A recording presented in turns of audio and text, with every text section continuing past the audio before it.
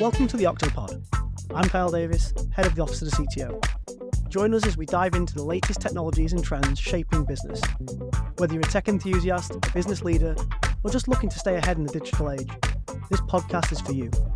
Let's unlock opportunities with technology together. Let's jump in. Hi everyone, welcome back to my Hybrid Trends podcast series. Here we are for part 2, and again I'm joined by Ihab, AI and Emerging Technology Partner Officer at Dell. Ihab, do you want to introduce yourself to everyone? Rob, it's lovely to be back with you again, man. Yes, I'm Ihab Ghazzawi. I work for Dell. Been with them for about 6 years. You mentioned my title. I'm not going to say the whole thing again. And I'm working with partners to really drive AI and infrastructure projects. Excellent, thank you. So hopefully everyone, this is the second one you're listening to. If not, please go back and find part 1, which was all around multi-cloud optimization. Today we're going to be talking about why the AI projects fail. And then in our third episode, the one I'm excited for is Ihab's explanation of Dell AI Factory in just 10 minutes, which I think is going to be a great conversation from that. So as a setup to part 3, let's have a chat, Ihab, about why are AI projects failing? There is so much hype in the market. There has been for 2 or 3 years now. But there's also a lot of doomsaying out there as well around where's the value? Is it going to happen? Etc., etc. So what's your lens on this as an opening piece for everyone that's listening? Okay, let's set the scene. So my friend, at the end of 2024, I remember looking at one of the analysts, maybe, I don't remember who it was, maybe Harvard Business Review, and they were saying that 90% of AI projects are failing. I think this number is going down. At Dell, maybe you've come across the Customer Solutions Center. Mm-hmm. Yeah. So we do a lot of POCs, POVs, proof of concept, proof of value, whatever you want. And there's many reasons why AI projects fail. I want to focus on the top 3 because we won't finish in 10 minutes. Sounds good to me. Believe it or not, Rob, the number one challenge is data. Data. Rob, me and you have been in the IT industry for a very long time, yeah? Indeed. And you know more than me, my friend, why data is so critical. And if you remember when big data, that term came out, we were talking about the 4 V's. I sometimes forget them: the velocity, the veracity, the volume, and I always forget one of them. It's all about how much data is coming at you. Yep. How relevant is this data? How long is it relevant? Because data that's a month old is no good. How much data is coming at me? What are the variability? There you go. I remember the 4th one. According to some of the standards institutes, BSI, I think, or NIST, there's 26 different types of formats of data. Structured, unstructured, semi-structured. It's crazy. Data is really, really important. And a lot of our customers don't have their data ready. When you do a POC, Rob, it's a controlled environment, man. The data is hand-created, clean, limited data sets. You move into the real world, what happens? Chaos. Thank you. It is really chaos, yeah? It is, man. It's messy. It's distributed. Man, we were talking in the last podcast about data coming in from the data center, from edge locations, from IoT devices, from hyperscalers, synthetic data. So it's crazy. Yep. And then who has access, who understands the quality of that data, who understands the lineage of the data, etc. How do you gain access to it? Is it in the right location? There's so many factors, and I guess data's been a decade-old problem, and it's been quite easy to sort of just push it under the carpet for a while. Let's just buy more storage and it'll be fine, but that doesn't really work anymore. No, it doesn't. And our customers need someone trusted to help them in discovering, cleansing, labeling, governing. I can keep going, man. You mentioned poor quality and lineage. Data fragmentation, I mentioned it. Security and privacy gaps. My advice, and this is not easy, and we understand this, is treat data as a product, not a byproduct, as a product. So I advise our listeners, our customers, to really invest in data platforms, cataloging, governance. I've said it in the last podcast, and I'll say it again, man, I'm not a product person. We do have a solution, and the Dell AI data platform does exactly what I am talking about. It connects into all of these different sources. By the way, the data platform alone won't solve your challenges, but it helps. There isn't a magic wand, you know. I don't know. Have you come across one, man?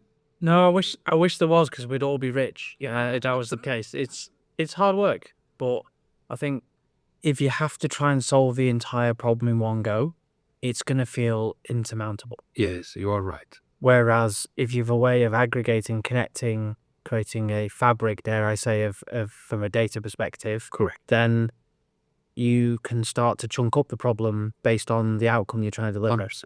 And you can solve it over time rather than feeling like you have to do everything up front, which generally means you then just put it to the back of the queue and do something else because there's another priority comes up and something else comes out the woodwork. And life happens, as we Yeah. say. Yeah. Indeed, yes. I'm going to add one last thing before we move off the data subject.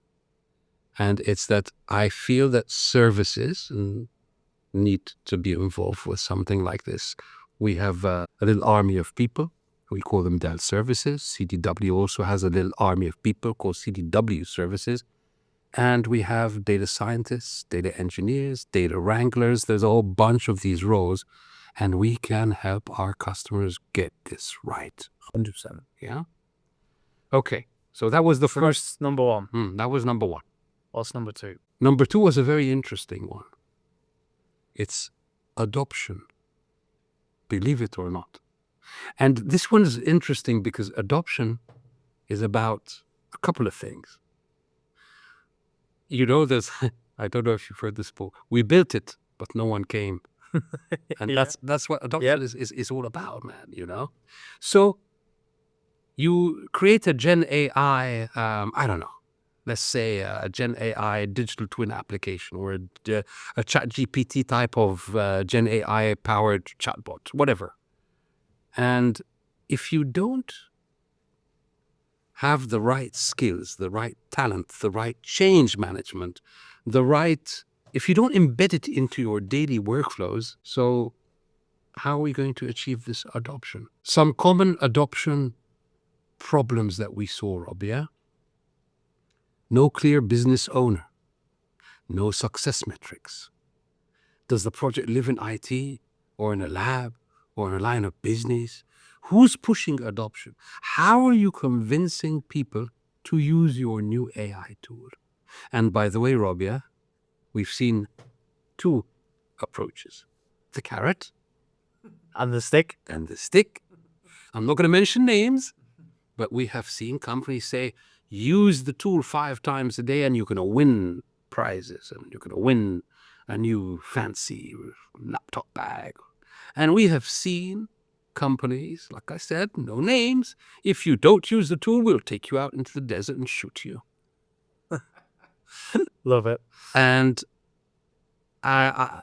look, Digital skill is a challenge not just for AI, but it's going to be a fundamental challenge for AI adoption, and we have to drive that digital literacy within our organizations. Otherwise, people aren't going to know how to use the tools. We can't just assume it's like, here's your laptop, how to use all the tools. Here's Copilot, you know how to use the tools. Here's our new agent, chatbot, agentic system, whatever.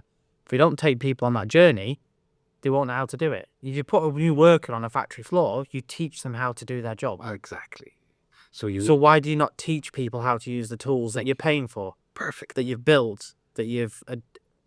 If you don't do that, Rob, it will always be seen as a side tool. It's something that exists. Maybe I'll use it, maybe I won't.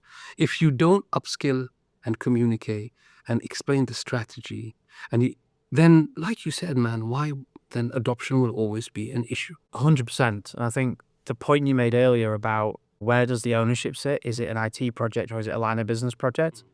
And I think IT are incumbent on supporting the line of businesses with the platforms and the technology to deliver it. But the outcome is line of business focused. How are we helping that department deliver better for the business? So if that department isn't leading the charge, isn't defining the outcome, the success criteria, you're never going to get adoption. It's going to be enforced from IT. That just doesn't work. Perfect. So the successful, the companies that have successful adoption start with a well-defined use case. They tie it to business outcomes. They invest in adoption and change management. They have a strategy around this. Or not, let's just stand up an AI, whatever, because that's not going to work, man. And by the way, it's not wrong to use an iterative approach. Launch a first version to a small group, then grow the concurrent users, capture feedback, refine the prompts and the workflows. And I'm going to end again this adoption piece. I heard someone say this. Okay, I heard someone say this and I wrote it down. AI projects are 10% models, 20% infrastructure and software, and 70% people and processes, which is where the adoption piece finishes, man. That's where adoption fits. And Rob, the last, again, this Number three, man, number three. Believe it or not, again, this took me by surprise. The data, I expected data, okay? The adoption piece was interesting. Believe it or not, man, scalability. It worked in the lab, but it didn't work across the enterprise. production ready, SLA backed, resilient, scalable. What you do in a lab, great, but you didn't have to back it up. You didn't have to put operational procedures around it. You didn't have to ensure uptime and governance and compliance and etc. Yes. And then you take it out of the lab, and that lab, being honest, could be a Dell GB10 100%. device. One of the DGX Spark branded devices. Yes. So that could be on someone's desk in the lab. How do you take something that's running on a desktop device that's no bigger than half a PlayStation and turn that into an enterprise-wide platform?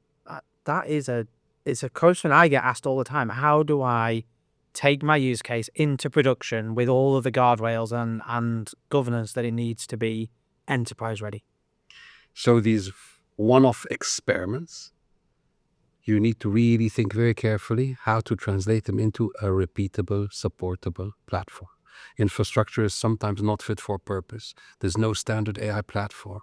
You underestimate the ops, the monitoring, the security, the lifecycle management.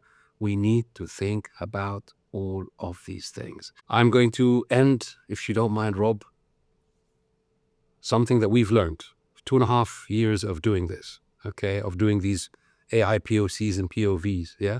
Start small, think big, and make sure that you're ready to scale. Think about a scalable architecture and a data strategy in order to be successful. Love it. I can't say any more than that. Yeah. What a summary. Thank you, Ihab, and thank you everyone for listening. I've been Rob Sims, Chief Technologist for CW UK.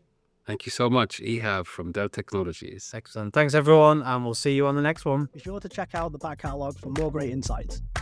Don't forget to subscribe via your favourite podcast platform so you never miss an episode. We appreciate your support, and if you have a topic you want us to cover, feel free to reach out. Catch you next time.